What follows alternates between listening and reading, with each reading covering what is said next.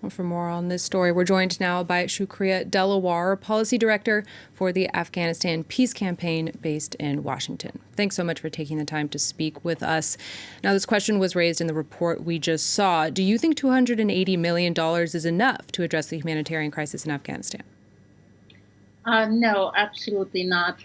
First of all, just to paint a picture of how bad the situation is on the ground for 39 million Afghans, they're facing not just a severe humanitarian crisis, but a state institutional collapse, economic banking collapse, COVID-19 pandemic, security crisis, growing poverty, severe drought, IDP and refugee crisis, and that's just a short list.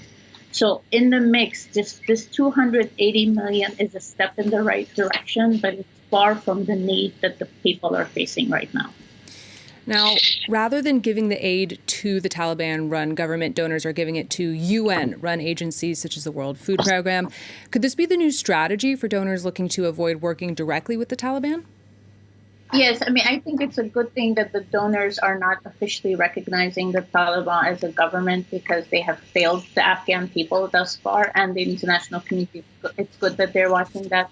But I think this is a way for the international community to go around the sanctions imposed on the Taliban, work through the two UN mechanisms, through World Food Program, through UNICEF, who has the capacity to deliver the aid on the ground without the funds going to the Taliban. And for now, this is a one-time unfreezing of aid, but the need for it is likely to remain. Are there any longer-term solutions the international community can come up with to help Afghanistan's population?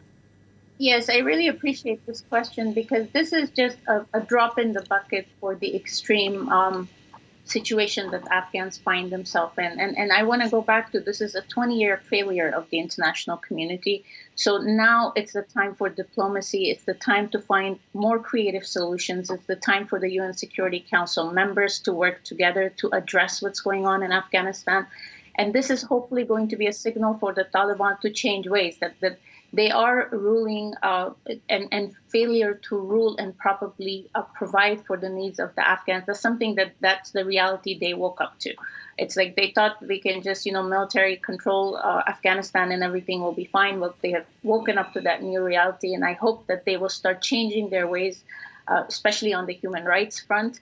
And I think that the international community must continue diplomacy and basically brainstorming on political solutions to try to aid the 39 million Afghans.